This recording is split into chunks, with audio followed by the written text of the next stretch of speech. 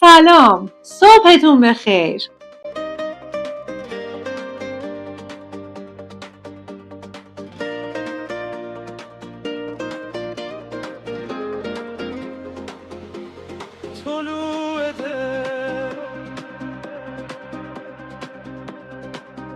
سلام بر شما همراهان عزیز طلوع ده. سلام صبح امید، خورشید خندید، دل هم خندید، دنیا شکفت طلوع دل. خورشید آرام و با وقار آسمان را روشن می کند. شب بی هیاهو کنار می رود و نور جای تاریکی را می گیرد. طلوع هر روز به ما یادآوری می کند که هر آغازی از یک جرقه کوچک شروع می شود. تا قله ها. خورشید من، لبخند تو، جان جهان. زندون دل. رویا هم همین گونه است. همه انسان ها رویا دارند. اما همه به آنها نمی رسند. تفاوت در داشتن رویا نیست. تفاوت در این است که بعضی ها رویا را فقط در ذهن نگه می دارند و بعضی دیگر آن را روی کاغذ می آورند و برایش برنامه می نویسند. بخند به زندگی، رویا به کار، امید به چین، فردا به ساز. دل اگر باور کند میرسد. ذهن جای نگهداری ایده هاست.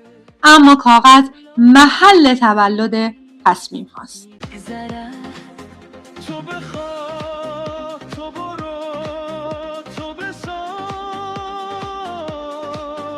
امروز آغاز فرداست. روزی از مردی موفق پرسیدند راز پیشرفتت چیست؟ لبخند زد. دفتر کوچکی را از جیبش بیرون آورد و گفت سالهاست هر هدفی را که برایم مهم باشد می نویسم. وقتی می نویسم دیگر آن هدف فقط یک آرزو نیست.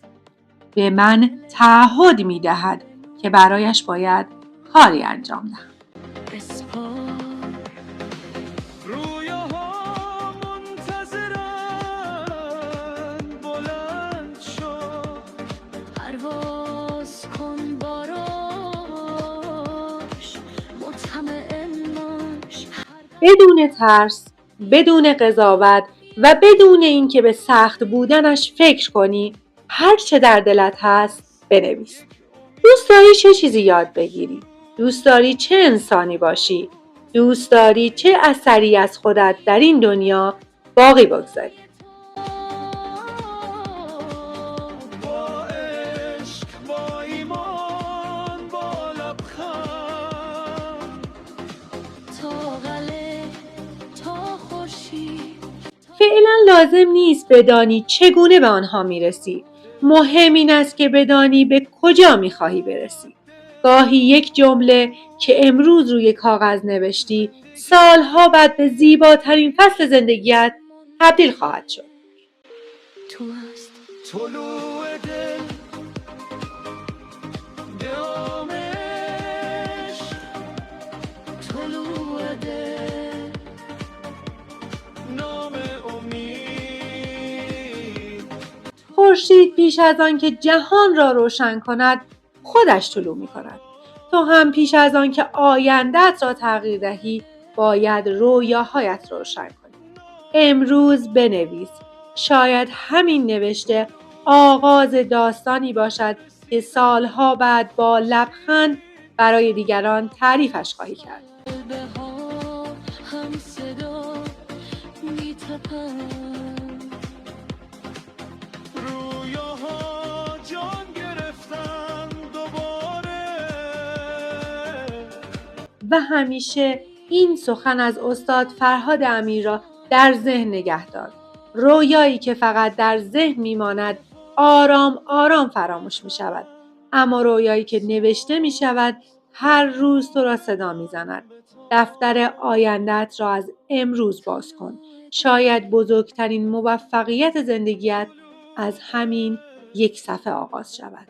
طلوع دل